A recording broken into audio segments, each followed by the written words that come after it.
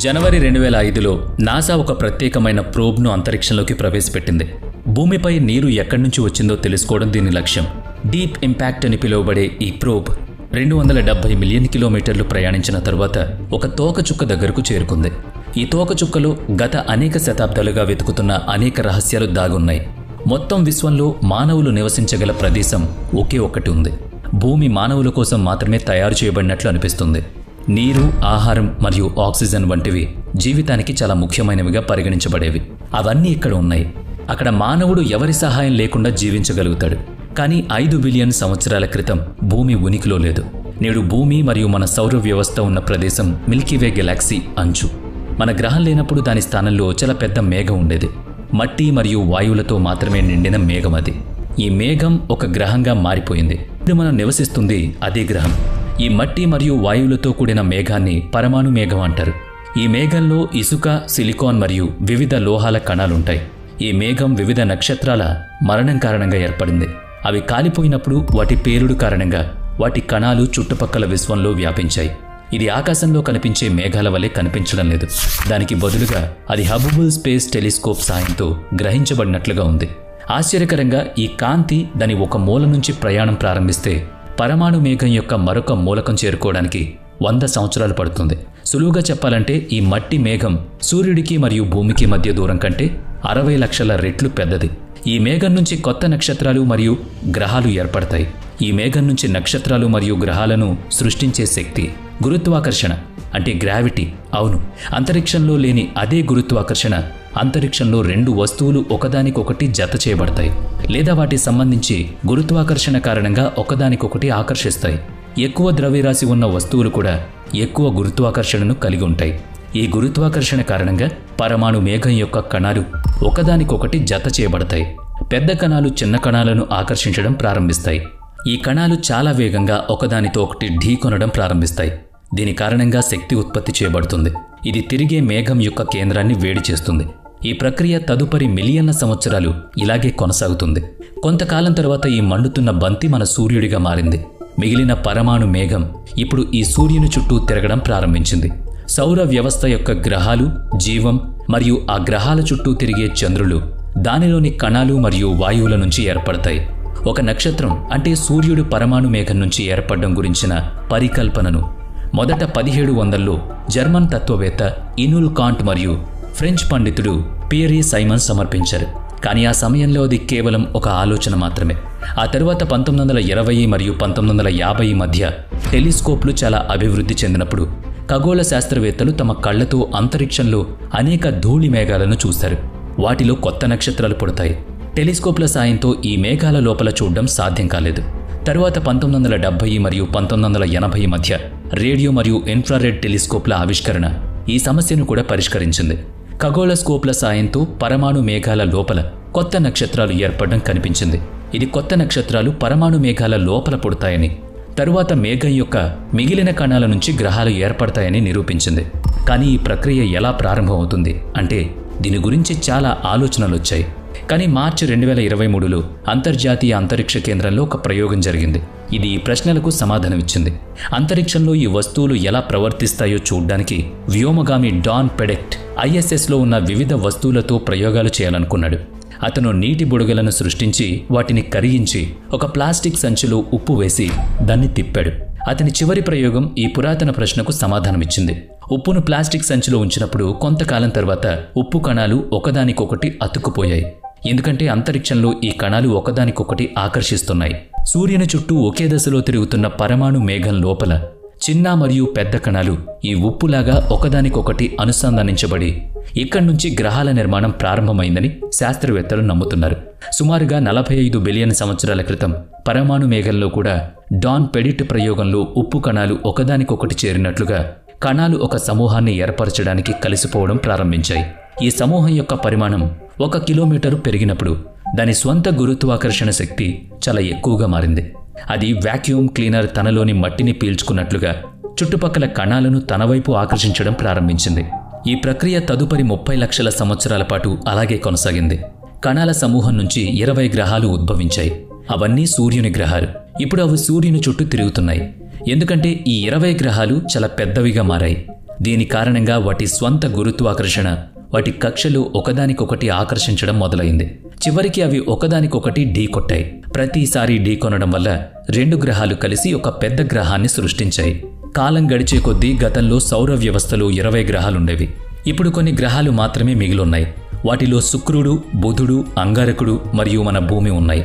కానీ భూమి ఆ సమయంలో అంత నీలం రంగులో ఉండేది కాదు. బదులుగా ఢీకొనడం వల్ల అగ్నిగోళంలో కూడా ఉండేది. భూమి ఈ స్థానానికి చేరుకోవడానికి దాదాపుగా 30 మిలియన్ సంవత్సరాలు పట్టిందని ఖగోళ శాస్త్రవేత్తలు భావిస్తున్నారు. ఈ భూమి ఉష్ణోగ్రత దాదాపుగా 5000 డిగ్రీల సెల్సియస్. కాబట్టి ఒకవేళ ఏదైనా జీవి ఈ స్థానానికి వచ్చినా అది 1 సెకను కంటే తక్కువ సమయంలో ఆవిరైపోతుంది. భూమిపై జీవం ఉండే అవకాశం దాని ఉష్ణోగ్రత తగ్గినప్పుడు మాత్రమే ఉద్భవిస్తుంది. కానీ అది చల్లబడే వరకు దాని ఉనికిని అతిపెద్ద ప్రమాదాన్ని ఎదుర్కోవాల్సి ఉంటుంది. అదే సౌర తుఫాన్. అవును, సూర్యుడి నుంచి వచ్చే కిరణాలు ఒక గ్రహంలోకి ప్రవేశించినప్పుడల్లా అవి దాని వాతావరణానికి చాలా నష్టాన్ని కలిగిస్తాయి. అదే సౌర తుఫాన్లు ఇతర గ్రహాలకు కూడా వస్తాయి. దీని కారణంగా ఇక్కడ జీవం పెరగడం సాధ్యం కాదు. భూమికి పొరుగు గ్రహమైన అంగారక గ్రహంపై సౌర తుఫాన్లు అక్కడ జీవావకాశాలను నాశనం చేస్తాయి. కానీ భూమి ఈ సౌర తుఫాన్లతో ఎలా పోరాడుతుందో అనేది ఒక రహస్యం. అది కూడా భూమి యొక్క కేంద్రంలో దాగి ఉంది. భూమి పరమాణు మేఘంలో ఏర్పడడం ప్రారంభించినప్పుడు దాని ఉష్ణోగ్రత చాలా పెరిగింది. ఈ ఉష్ణోగ్రత భూమిని అగ్నిగోళంగా మార్చింది. భూభౌతిక శాస్త్రవేత్త కరిగిన ఇనుమును వృత్తాకార పద్ధతిలో తిప్పినప్పుడల్లా అది తన చుట్టూ ఒక అయస్కాంత క్షేత్రాన్ని సృష్టించుకుందని నమ్ముతారు. ఇప్పుడు కరిగిన ఇనుము పరిమాణం భూమి యొక్క కేంద్రంలో ఎక్కువగా ఉన్నందున అది ఒక అయస్కాంత క్షేత్రాన్ని ఉత్పత్తి చేస్తుంది. ఈ అయస్కాంత క్షేత్రం అంతరిక్షంలో దాని ప్రభావాన్ని చూపే ప్రాంతాన్ని మ్యాగ్నోటోస్పియర్ అంటారు. సాధారణంగా ఈ అయస్కాంత క్షేత్రం సూర్యునికి ఎదురుగా ఉన్న భూమి వైపు 3,70,000 కిలోమీటర్ల వరకు విస్తరించి ఉంటుంది. అంటే దాదాపుగా చంద్రుడు ఉన్నంత దూరం సూర్యుడికి ఎదురుగా లేని వైపు భూమి యొక్క అయస్కాంత క్షేత్రం లక్షల కిలోమీటర్ల వరకు విస్తరించి ఉంటుందన్నమాట. ఈ అయస్కాంత క్షేత్రం ఉత్తర మరియు దక్షిణ ధృవాలపై తక్కువగా ఉంటుంది. కాబట్టి ఇక్కడ రేడియేషన్ వాతావరణంలోకి ప్రవేశించి కణాలతో కలిసి అరోరా ప్రభావాన్ని ఉత్పత్తి చేస్తుంది. దీన్ని మనం ఉత్తర మరియు దక్షిణ లైట్లు అని కూడా పిలుస్తాం. ఈ రేడియేషన్ చాలా తక్కువగా ఉంటుంది. ఇక భూమి నెమ్మదిగా చల్లబడుతున్నప్పుడు మరొక గ్రహం భూమి వైపు కదలడం ప్రారంభించింది. ఈ గ్రహం దాదాపుగా అంగారక గ్రహం అంత పెద్దది. దీనికి థియా అని పేరు పెట్టారు. థియా భూమిని ఢీకొన్నప్పుడు ఎక్కువ మొత్తంలో శక్తి విడుదలవుతుంది. భూమి మరియు థియా యొక్క మండుతున్న ముక్కలు ఆకాశంలో వ్యాపించి చివరికి భూమి చుట్టూ ప్రదక్షిణ చేయడం ప్రారంభించాయి. కణాలు పరమాణుల మేఘంలో అనుసంధానించబడిన విధంగానే ఈ ముక్కలు తరువాత 1000 సంవత్సరాలు ఒకదానితో ఒకటి కనెక్ట్ అవుతూ ఉన్నాయి. తద్వారా చంద్రుడు జన్మించాడు.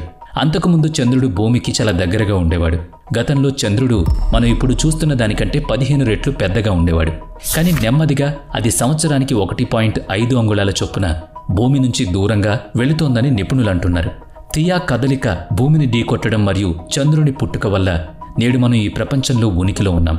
ఈ 2 సంఘటనలు జరగకపోయుంటే బహుశా జీవనం అనేది భూమిపై ఉండకపోయుండొచ్చని శాస్త్రవేత్తలు నమ్ముతున్నారు. ఇక జనవరి 2005లో నాసా డీప్ ఇంపాక్ట్ అనే ప్రోబ్ను అంతరిక్షంలోకి ప్రయోగించింది. దీన్ని 270 మిలియన్ కిలోమీటర్ల దూరంలో ఉన్న టెంపుల్ 1 అనే తోకచుక్కకు పంపించారు. టెంపుల్ 1ను ఢీకొట్టాల్సిన ఈ ప్రోబ్కు 350 కిలోల రాగి ఇంపాక్టర్ను జత చేశారు. జూలై 4, 2005న ఈ ఇంపాక్టర్ టెంపుల్ 1 తోకచుక్కను గంటకు 3,81,000 కిలోమీటర్ల వేగంతో ఢీకొట్టి చాలా పెద్ద బిలం సృష్టించింది. డీప్ ఇంపాక్ట్ ప్రోబ్లో ఏర్పాటు చేసిన రేడియో టెలిస్కోప్ల సాయంతో ఈ తాకిడిని గ్రహించారు. ఈ టెలిస్కోప్ సూచించింది నిజంగా చాలా ఆశ్చర్యకరమైంది. స్పెక్ట్రోస్కోప్ సాయంతో విశ్లేషించడం ద్వారా ఢీకొన్న కారణంగా వచ్చిన కాంతిని కనుగొన్నారు. ఆ టెంపుల్ 1 మంచు రూపంలో నీటితో నిండి ఉంది. సూర్యుడికి దూరంగా ఉన్న ఆస్ట్రాయిడ్ బెల్ట్లో ఉన్న తోకచుక్కల లోపల నీరు ఉందని నిరూపించబడింది. కానీ ఈ తోకచుక్కలు వాటి కక్షను వదిలి భూమిని ఎలా చేరుకున్నాయి? అది కూడా కోట్ల సంఖ్యలో. ఈ పని మన సౌర వ్యవస్థలో అతిపెద్ద గ్రహం జూపిటర్ మాత్రమే చేయగలదని నిపుణులు నమ్ముతారు. అవును, జూపిటర్ మన సౌర వ్యవస్థలో అతిపెద్ద గ్రహం. స్పష్టంగా దాని గురుత్వాకర్షణ శక్తి భూమి కంటే చాలా రెట్లు ఎక్కువ. దాని ప్రత్యేకత ఏంటంటే ఇది ఆస్ట్రాయిడ్ బెల్ట్కు చాలా దగ్గరగా కక్షలో ఉంటుంది. ఖగోళ శాస్త్రం ప్రకారం జూపిటర్ గురుత్వాకర్షణ శక్తి కక్షను దీర్ఘవృత్తాకార కక్షగా మార్చింది.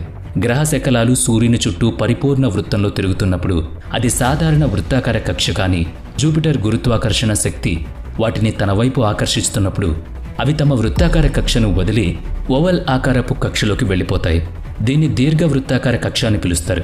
ఈ సమయంలో అవి భూమి యొక్క మార్గంలోకి వచ్చినప్పుడు గురుత్వాకర్షణ వాటికి దీర్ఘవృత్తాకార కక్షగా మారుస్తుంది. భూమిపై ప్రారంభంలో నీరు లేదని, అది ఏర్పడిన 500 మిలియన్ సంవత్సరాల తర్వాత నీరు అక్కడికి వచ్చిందని భూగర్భ శాస్త్రవేత్తలు నమ్ముతారు. కానీ దీని గురించి మనకు ఎలా తెలుసు అంటే, జిర్కాన్ అనే రాళ్లలో కనిపించే ఖనిజం, దాని ఏర్పాటుకు నీరు చాలా అవసరం.